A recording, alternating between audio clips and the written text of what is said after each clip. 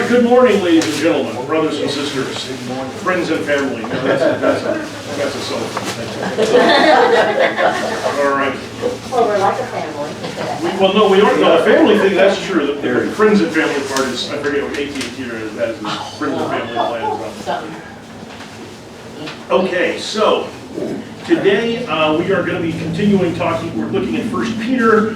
We got done talking about, what was it, self-control, and because of some of the things that came out, I don't want to go back to that, so we're going to move on. We're going to talk about stories fit for old women again.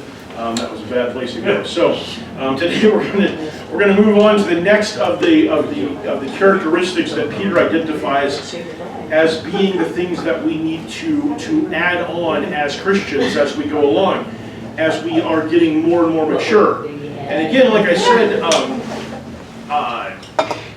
last week and maybe the week before that, it's important to realize we're not talking about, you max out one of these and you get the next one. It's the idea that we're layering these things as we go, and we're getting better at all of them as we go along. And sometimes we're going to have experiences that help us in one area in particular. You heard I suspect most of you heard the expression, that Lord give me patience, but not yet. Or that certain, when you ask for patience, be careful because you may get it. You may learn it the hard way. So there are things that we have where we experience them that give us maybe some additional insight or some additional practice in doing some of these things, and they kind of give us some, move us forward on these things. But we should be striving to constantly and continuously improve ourselves in all of these areas as we go along. So the next one that Peter identifies is that we want to keep growing in perseverance. And we see a lot in the scriptures about this, because the scripture, the writers of the New Testament are writing to a bunch of people who are either facing or soon going to face what? Persecutions, yeah. So not only are they surrounded by temptation, because in the case of, the vast majority of the epistles, the letters in the New Testament are written to Gentiles. And Gentiles are living in an environment where there is no Christian standard kind of a thing. We live in a world where there is still kind of it's not maybe generally accepted anymore, but when you say, what does morality look like, most people are going to default, at least to a certain extent, to the Christian standards of what it is. Now they may say, that's old-fashioned or whatever, but nevertheless there's kind of a broad awareness of a lot of the standards and expectations of behavior, particularly when it comes to morality and to, what is, sinful or in people's minds and stuff like that. But the Gentiles of Paul's era and Peter's era, they have no conception of that. There's no Christian morality baked in. And in fact, many of their religions are idol-based. So you've got idolatry right off the bat, but even beyond that, they are based around the worship of idols with behaviors that we would consider to be extremely immoral, even beyond just the idolatry. Gods that are gods of sex, and so part of worshiping them is engaging in sexual immorality. Gods of drinking, and so getting drunk is part of your actual worship service. You wonder how anybody was able to come up with something like that. I really enjoy this. Let's make up a god for drinking, and we'll do that, So today it'll be the cocaine god, probably, I guess. But so in any event, the problem for a lot of them is that they're in an environment where it's very difficult to live their faith, and their morality is constantly being challenged. And that's true for us as well, but the difference there is that we don't stick out like sore thumbs. People may look at us and go, well, he's kind of straight-laced or whatever, but by and large, most people, especially if you're not trying to make them do it, will respect you in our culture if you are a moral person and doing moral things. They may say that's not for me, but they generally aren't going to look down on you simply because you choose not to drink, or you choose not to engage in those kinds of conducts. In the culture that Peter is dealing with, that's not true. If you don't do the things that everybody else is doing, you're weird, and not only that, but you're not worshiping the right gods anymore, And so it's a much bigger challenge to them when it comes to temptation. But beyond that, what the early Christians are facing, and what some of them who maybe some of the Greek Christians haven't really had to put up with too much, is waves of persecution. The first wave of persecution comes from who? Who was doing the first wave of persecution? Nero? Jews. The Jews. The Jews are the first ones to begin the persecution. And that's who Paul is working for before he becomes a Christian. He's going around persecuting people on behalf of the Jews. And initially, at least, who's defending the Christians against the Jews? The Romans? Mm-hmm. The Romans are, or at least the way the Roman laws are set up. The Romans could care less who's right and wrong. But the Roman laws don't like riots, and they don't like people getting murdered and stuff like that. And so the Romans will step in when the Jews get out of control, and they'll put a stop to it. And we see that a number of times throughout the book of Acts. And eventually, though, what happens is that local Jewish authorities, the main the main Roman government, took a sort of neutral stance and basically just stepped in and said, okay, you can't do this, you can't do that. But local Roman authorities would begin to persecute because as their populations began to dislike Christians. One of the strengths of Rome was that it would basically let local governments set themselves up and run themselves with little interference as long as taxes were paid and order was maintained. The downside to that was that there was not necessarily a very uniform set of rules as far as how those governments would behave, and so a lot of local governments would persecute the Christians under the Roman flag of authority, not because the overall Roman government was doing it, but because they were that was what their population wanted, and it was just easier to do what they wanted. And of course, eventually then we do see it becomes a more formal persecution by the Roman authorities, and that's when Nero gets involved, and that's when Diocletian gets involved, and some of these other ones that are really, really bad. And when Peter's writing this, given the time frame, we're probably on the cusp of when it's transitioning from local and Jewish persecution to the Roman government being the persecutors. And that's when it's going to get really bad.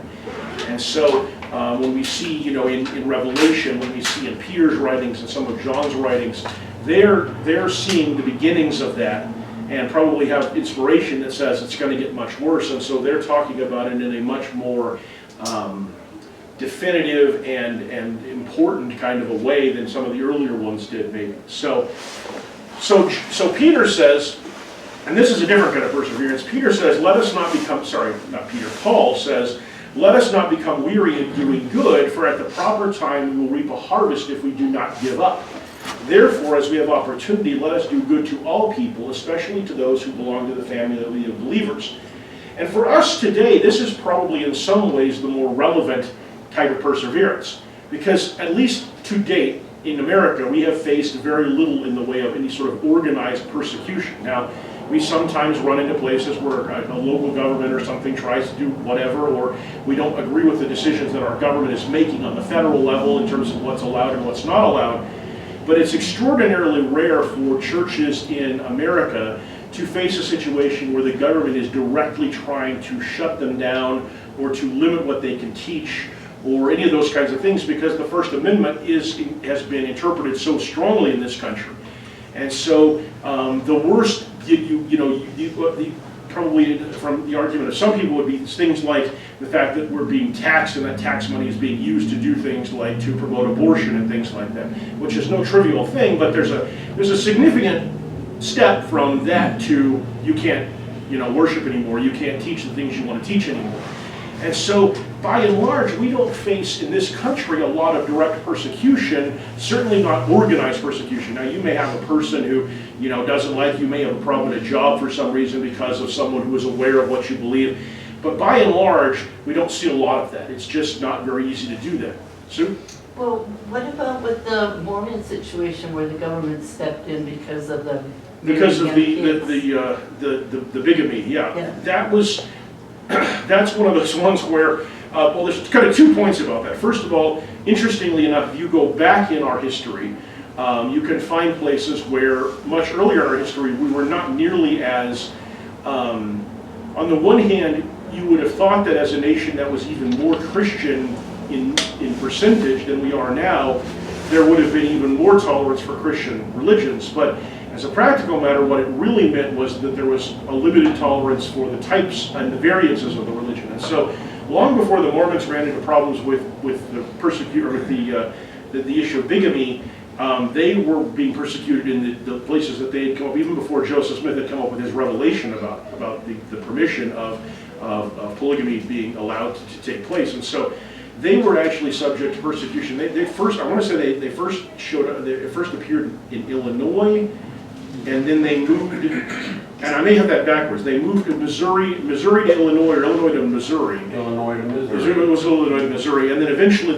that's when they moved out west and ultimately to what would become Salt Lake City. And that first layer of persecution that took place in Illinois was more about them being different in terms of what they believed. It wasn't until they moved to Missouri, I believe, that polygamy became something that they began to practice, and even then on a smaller scale. And most of the persecution was still coming simply because of differences of belief. Once they get to Salt Lake City and they want to set up a state, and they want to make it a state where polygamy is allowed, the federal government isn't willing to let that happen. And so today, I don't know what would happen today. I suspect that today, with the current Supreme Court that we have, that if that situation arose, they might very well say that there is a religious exemption for that, if it's a genuine religious belief. But at the time, at least, there was not that level of tolerance for something that was that aberrant from what was accepted within the Christian faith in general. So there has been, and there have been other situations where, whether it's Christian groups or certainly other groups, have been subject to, whether it's limitations on immigration, whether it's limitations on what they could, maybe on what they could do publicly, some of those kinds of things. There have been situations where those things have arisen throughout our history, but they're relatively rare. And today there's an even higher level of deference to religion because of our current Supreme Court.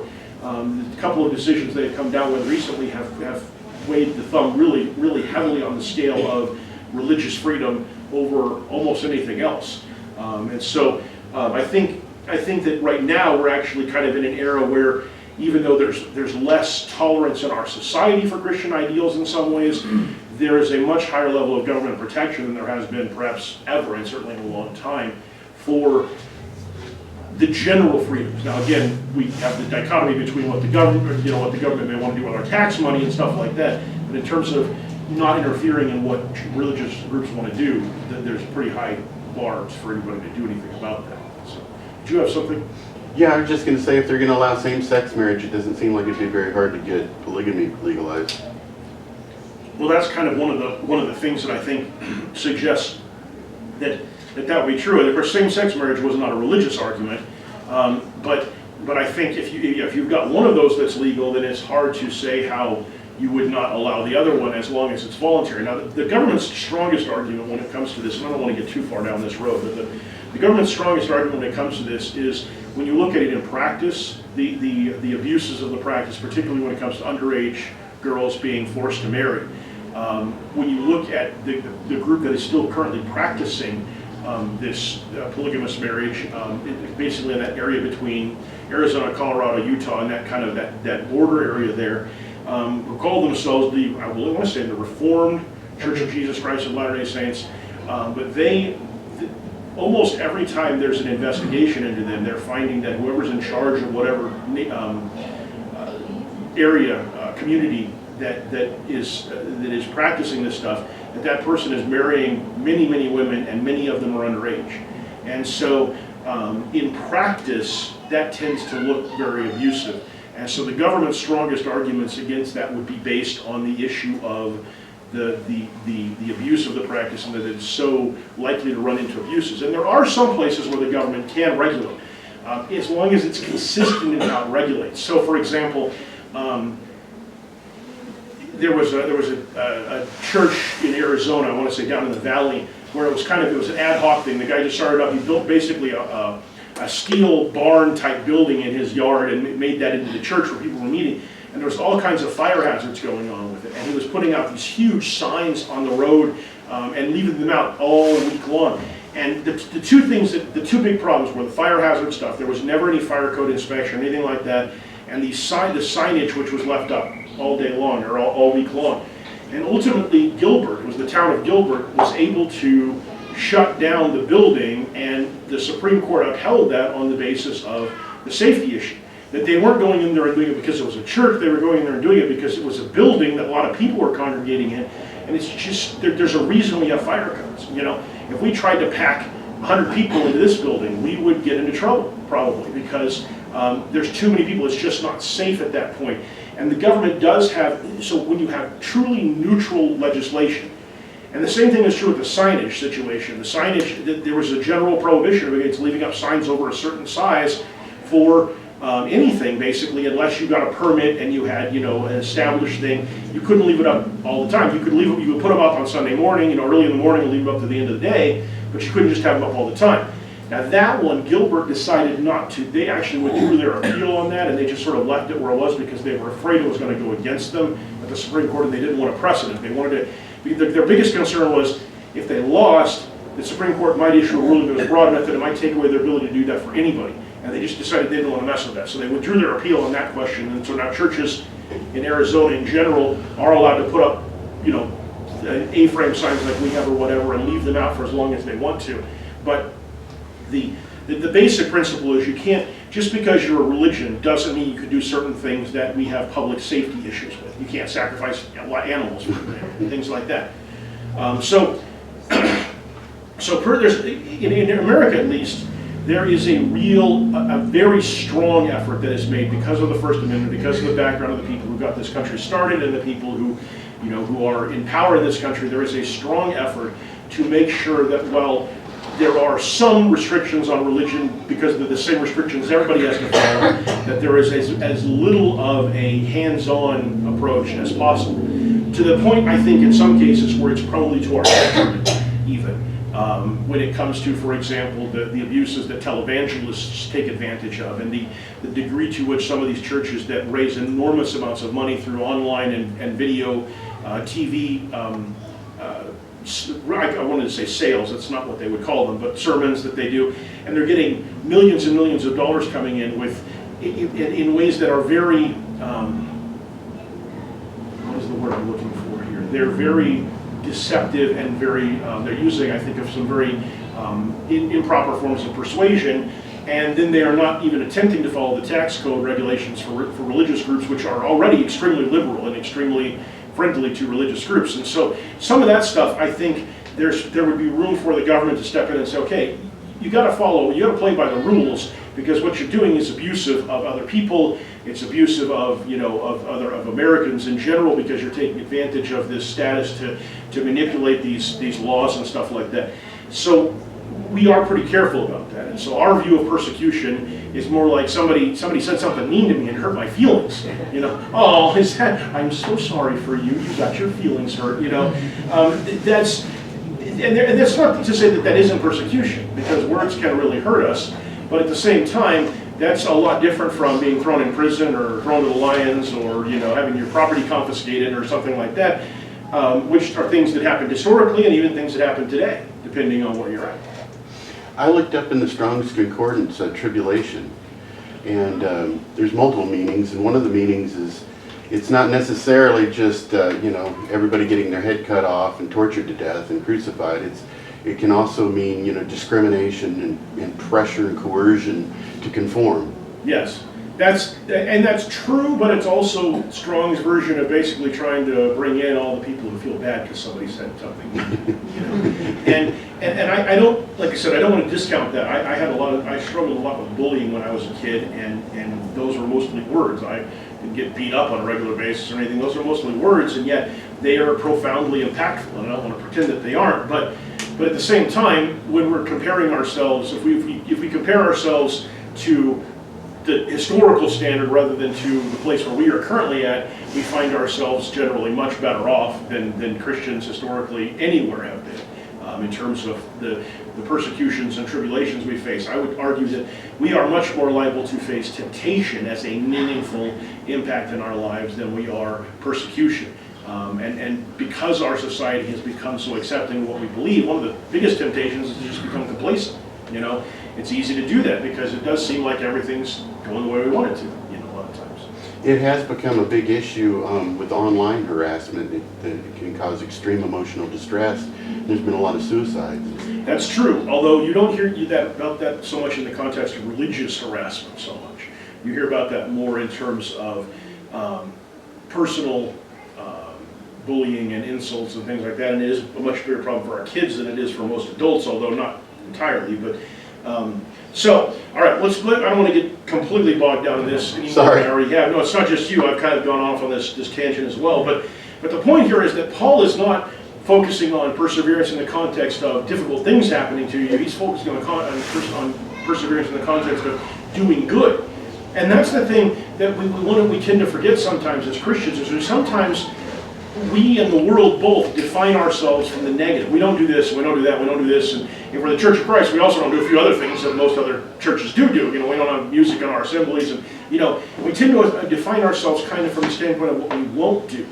But the truth is that what's really more important for us, obviously you want to not do the things God doesn't want you doing, but the bigger challenge for us in a society like ours is not to not do the bad things, because our society doesn't have a problem with you if you don't do the bad things. I didn't kill anybody today. Well, good for you. Well done, I guess. But even beyond that, I didn't drink anything today. Well, good. That's fine with me. I didn't go online and look at things I shouldn't be looking at. Well, that's probably just as well. You don't get a lot of people who are like, well, you should have. Why weren't you blessed last night? It's just so we don't see a lot of that problem. But what is much more challenging for us is to do good. Whether it is spreading the gospel and doing good that way, whether it is being kind to people who need kindness, these are the things that require us. Where here again, the society is never going to say, "Oh, you shouldn't be feeding the homeless." There might be a few kind of Darwinian types who are like, "You shouldn't," But in general, people aren't going to object to you doing good things, kind things. But they're also not going to give you any particular positive reinforcement for it necessarily. And especially when it comes to spreading the gospel, that's one where you can get some real pushback if you're trying to do that. But it's important for us to keep at it. To keep doing it, even when we're tired, and even when sometimes the people aren't very grateful, and sometimes it just seems like they just keep coming, and they just constantly need something, It's like having a dog that needs to be petted all the time. You get a little tired of it, but at the same time you feel bad for her, and so, you keep doing it. But, so we have to have that perseverance so that we can keep doing good. And you notice he says here, do good to all people, especially to those who belong to the family of believers. There is obviously an expectation that we will especially take care of those in our family who are in need, those in the church family, those who are believers who we know are in need. And in Peter's context, that could be a lot of things. That could be a famine that's taking place in some place. That could be persecution that's taking place in another area. It could be a lot of different kinds of needs. There could be local needs, people who are widows who are impoverished and different things like that. In our environment, within the church itself, we don't necessarily encounter people who have huge financial needs all the time, although we sometimes certainly do. But it's more being aware of the needs of the community around us, or in the case, for example, of what we did recently there, being aware of the needs of churches elsewhere who are facing difficulties and stuff, and helping with that. But the key there is, let us do good to all people. And I have heard people make the argument that if they're not part of the church, we don't have to help them. We shouldn't help them. Our money is for members of the church. And I don't think that's at all what Paul is saying here. What Paul is saying is your first focus is on the believers, but that doesn't mean it stops there. Well, that makes sense though, because especially those who belong to the family of believers, because back then the family of believers was considerably smaller than it is now. Yeah. And the family of believers wasn't just a family of believers as we are right now. They were pretty by and large missionaries. So we need to support them so that they can spread the word. So yeah, it does make sense to protect your own, or to, yes, I guess protect and serve your own first so that they can continue on the work that they're trying to do. Right, absolutely. Steve? The problem that I've seen about this, and I don't feel this way, but I've seen it stated many times, is that we never quite get the family of believers up to the place that they need to be. So until we actually reach that point, we don't help anybody else. I see. Yeah. Okay. Yeah. All right. And then over in James 1:27, it says, "Pure and undefiled religion is to visit orphans and widows in their distress." And so then they'll focus on orphans and widows. And then they start using terminologies like, are you really a qualified widow? Oh boy. Or are you really a qualified orphan? And so there's other scriptures that they'll then bring in and say, well, if you have children, then your children are supposed to take care of you. So you're not to take from the church treasury, even though you may be a widow in distress. Right. And Kids so won't what take they care of do, it. Yeah. to me, they become, that's legalism to me. Yeah. And they look for ways to actually not be good. Yeah. They become weary doing good. And that's the point here. Yeah. And another thing here that's implied is that the implication is that we are not to do bad to those that actually deserve it. True. Okay, that's the implication here. That's true. And so, and that's the normal thing you want to do. So there's people out there that I, may have a problem with, and then I want to do bad to them, or mistreat them, or be unfair. And he's saying, no, don't do that. That's true. I hadn't really thought about it in those terms, and it's also speaking in the context of not engaging in negative behavior to people who might deserve it, or you might feel like deserve it. That's not your job. It's God's job to do that. But I think that the first point that you made is the purest form of Phariseeism. It's that trying to pick out the little bits of rule and try to apply them and create some kind of a standard that we just don't see in the scriptures. Differentiating. And ultimately, it becomes a thing in terms of thinking of it. It's my treasure, it's my money, and I get to decide what happens with it.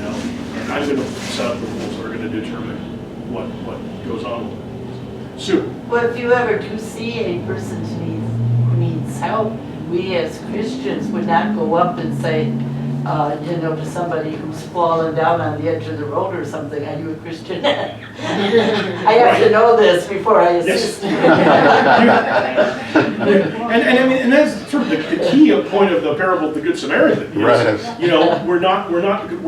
When somebody's in need, we don't look for the differences. We look for the similarities. This is a person.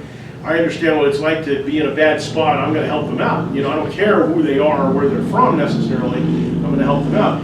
Now, obviously, we run into some real challenges with this because in our society, simply giving people money or helping them in some of those ways can be ultimately not a good thing because of addictions and because of some of those kinds of things. So we have to exercise some judgment, but our beginning place should never be, let's see if we can figure out a reason why we shouldn't have to give this somebody, give something to this person.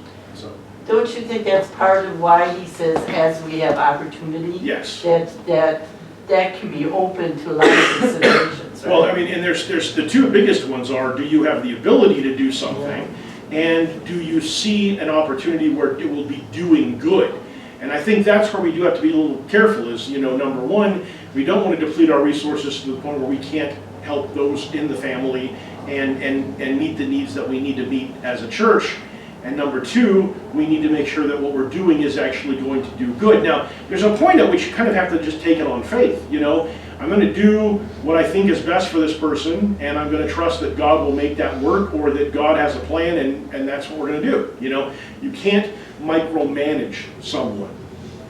Mark? I was going to say too, just like our help with the New Mexico Children's Home, we send them money or whatever we send them, and we're taking it on faith that they're going to do good with that and take care of what they're supposed to do because they're Christians also. Right. It's that same idea of we're trying to do good and don't hold back saying, no, I don't know that those people, I've never worshiped with them, so I'm not sending them nothing. I'm not going to help them because I don't trust them. I can't manage what they're going to do with it. Exactly. And then it becomes, well, now it's my money, I can give it. Exactly.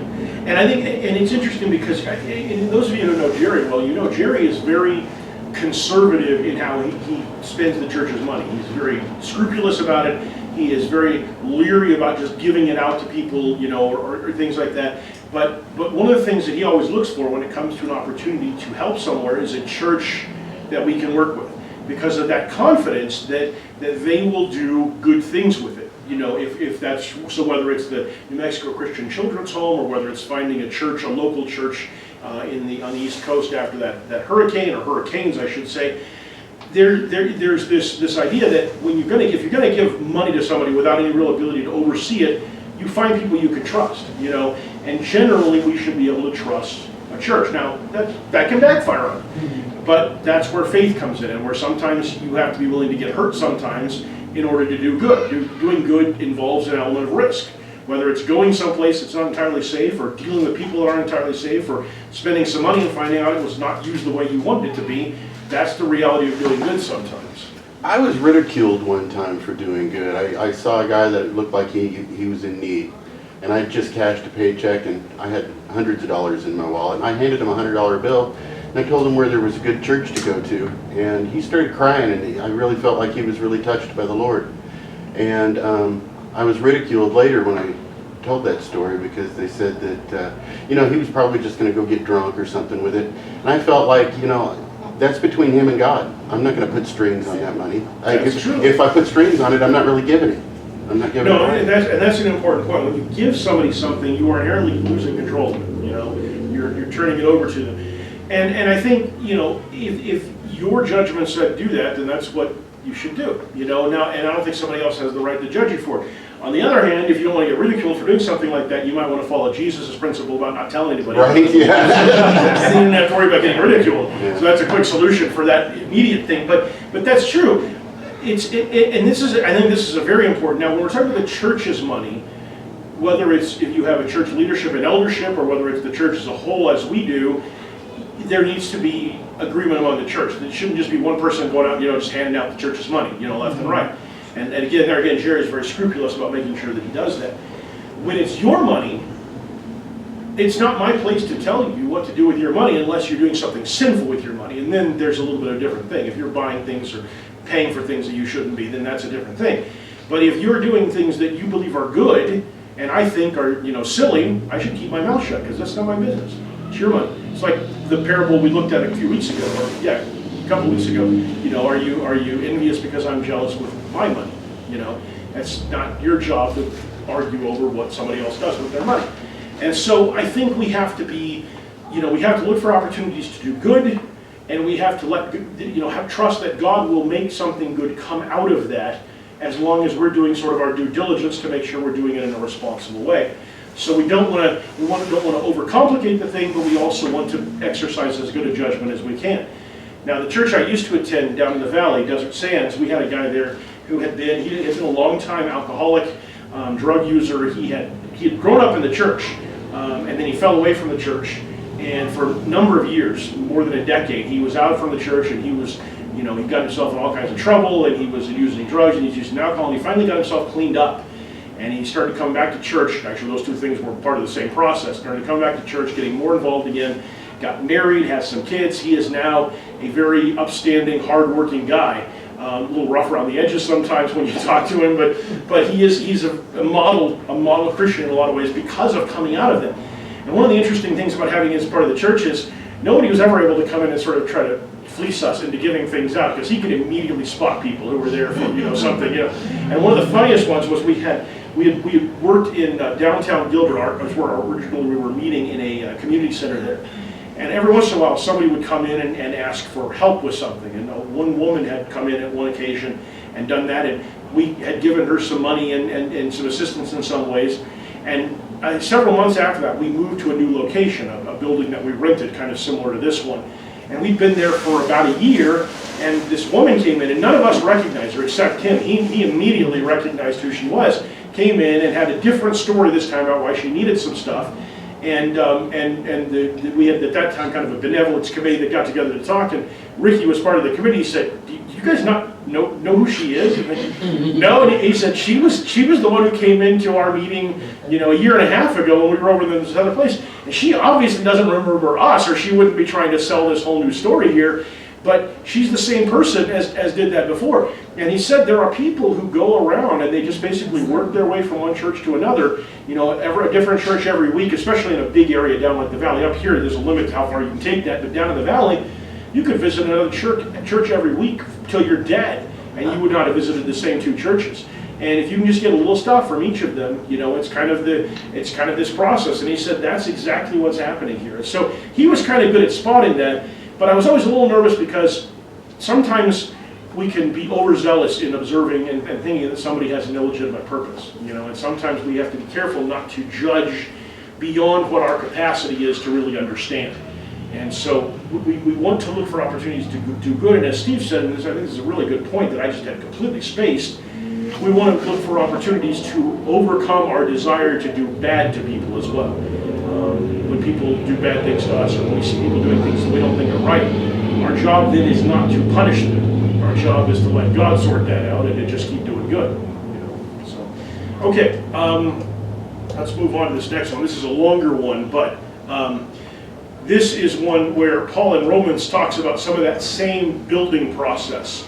He says, therefore, having been justified by faith, we have peace with God through our Lord Jesus Christ, through whom also we have obtained our introduction by faith into this grace in which we stand, and we exult in the hope of the glory of God. And there's all sorts of stuff in that passage I would love to talk about, but they're not related to perseverance, so we're going to keep moving on from that. Not only this, but we also, and this is the part that's fascinating to me, we also exult in our tribulations, knowing that tribulation brings about perseverance, and perseverance, proven character, and proven character, hope. And notice there's a lot of similarities to the things that Peter's talking about here.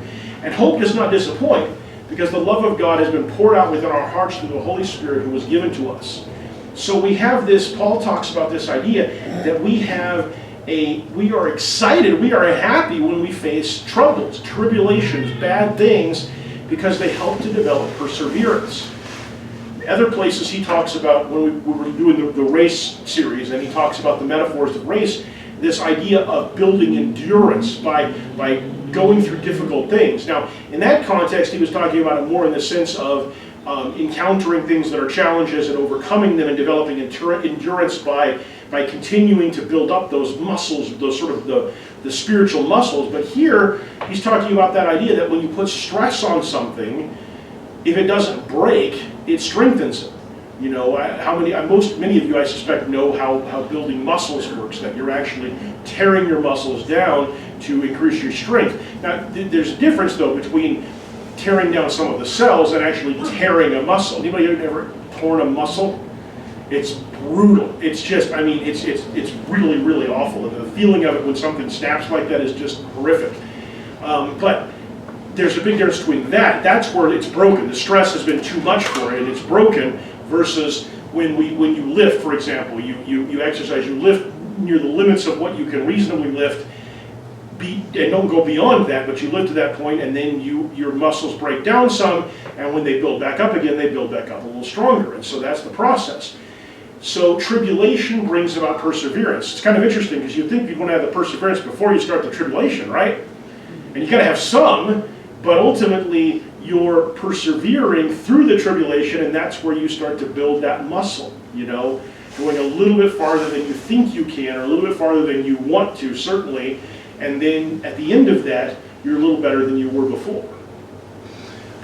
We're God's children, and spoiled children, you know, without a little bit of tribulation, a little resistance, a little discipline. Yeah. There's two things here. Tribulation is generally things that the world throws at us. But we also see this idea that God disciplines his children. And disciplining is putting things in our lives that do try us, not so much tempt us necessarily, but try us in order to either to help us to overcome something that we're doing that's wrong, or to help us to build perseverance. But one way or the other, God definitely does that. And then he works through tribulation as well to help build us up. And you notice that you know, what comes out of that, according to Paul, is character. And this is one of the things, what you were saying, that the problem with spoiled children, even not spoiled children per se, but somebody who raises their children well, but gives them everything that they want, even if those kids have, you know, are well behaved and they don't, you know, they don't behave badly in public and stuff like that, what happens when those kids get out on their own? You know, and now they have to earn their own way, and they have to deal with their own struggles. If they've never had any, you know, if they've never had to work, if they've never had to strain themselves to achieve, they're going to struggle on their own when they don't have mom and dad there to fix things for them and to pay for things for them. And so I think good parents have to strike a balance between absolutely providing what their children need, but also finding ways to help their children develop more ability to handle the world and to deal with the real world. And some parents don't want to do that. They're not trying to spoil their kids. They just don't want their kids to be exposed to bad things and have to deal with hard choices and that kind of stuff. And I see the logic in that, but it's kind of that same thing of, you know, at some point they're going to get out there and they're going to be exposed to it. And if you haven't given them any foundation for what to do because you've hidden them from that, they're going to, more likely than not, it's going to go badly for them. They're either going to take an advantage of, or they're going to fall into something that they don't even know how to deal with temptation-wise, or whatever it is. And so character comes through struggle and through having bad things happen and having to find your inner strength and making good decisions out of it. You don't have to do those things as long as everything's going the way you want it to. And Job was certainly a better person afterwards, don't you think? Yes, yeah. From a guy who was kind of whiny and kept trying to blame God to a guy who was apparently, you know, a much more, or the later things he writes, much more aware of his relationship with God and the nature of, you know, who's in charge and who's not in charge, you know. So there is that need for difficulty to help us become better. And then out of character comes hope, because we've got something to look forward to, we're thinking in terms of that, and then of course he says most importantly, that hope doesn't disappoint. Because the love of God is already active in us, but also we have something even more to hope for beyond this lifetime. Steve? I visualize this scripture as something where you know you're going through something that you visualize an end to it. Mm-hmm. The hope is what we see. So we may be crossing a treacherous river or something, and we know within the river we're going to stumble, fall, maybe get cold, wet, all the different tribulations, but we see the other side, right, and we know we're going to get there. We have the hope of knowing that there is a hope coming. Yeah. And so I see prisoners of war have to live this way. They have to know that, you know, right now I can endure this, and because I know someday I'll get out. And there's actually a verse in Psalm 30, verse 5, that says, weeping may last for the night, but joy comes in the morning. Yes. Yeah. Yeah, if your existence, your belief of existence is that we just live until we die and then that's the end of everything, then there is an end, I suppose, to bad things happening, but it's not a very positive end. It's just like we're just, and that's where suicidal thoughts start to become pretty relevant. If things are really, really bad and all you think is that at the end of life it's just the end, then why not just check out now, you know? So having a hope, having an end in sight, even if we don't know exactly where that end is, but knowing that there is an end and that there's usually an end to tribulation and persecution one way or the other, gives us the ability to transcend and persevere past that. I cannot remember the name of the guy. He was a prisoner. He was a Holocaust survivor who wrote a book about the death camps and being in those camps, and you know, that sense that at any day you could die, and that everything that the Nazis were doing was intended to try to dehumanize the people that are living there. And he said at some point you have to find a way to maintain your humanity, even though everybody who's got power is trying to take it away from them. And a big part of that is that belief that this is not going to be forever. You know, that one way or the other this is going to come to an end, and because of that I can make it through this. Jesus speaks to us very softly because he wants us to move closer to him so that we can hear him. And the end result of the tribulation and persecution is that we have a closer relationship with him, ultimately. Yes. And hopefully a closer relationship with our fellow Christians, because this is the other thing, is that part of the reason the church exists is to support and to build up people as we go through difficulty. When Paul talks about all the different roles of the church, you know, teachers and apostles and preachers and evangelists and all these different things, and he says the purpose of this is to build up the church so that it grows up into God. So it's kind of this image of, like, you think about, like, you know, children with, you know, with their babies, they've got teething issues, and then they've got the toddler, you know, the toddler stuff, you know, and then you've got all the fun with teens and just, you know, the emotional issues and all the different stuff like that. And it's like the church has been designed to kind of help shepherd you through these levels of growth as things are bad, to get to where things are better and where you're a grown-up Christian, you know. So the church exists for that in part as well. And so when we are facing difficulties and temptations and trials and tribulations, our church family should be helping us to get through those things, even if nothing else, through a more emotional support for what's going on there. That's what we want to be doing anyway. So, okay, we're going to stop there.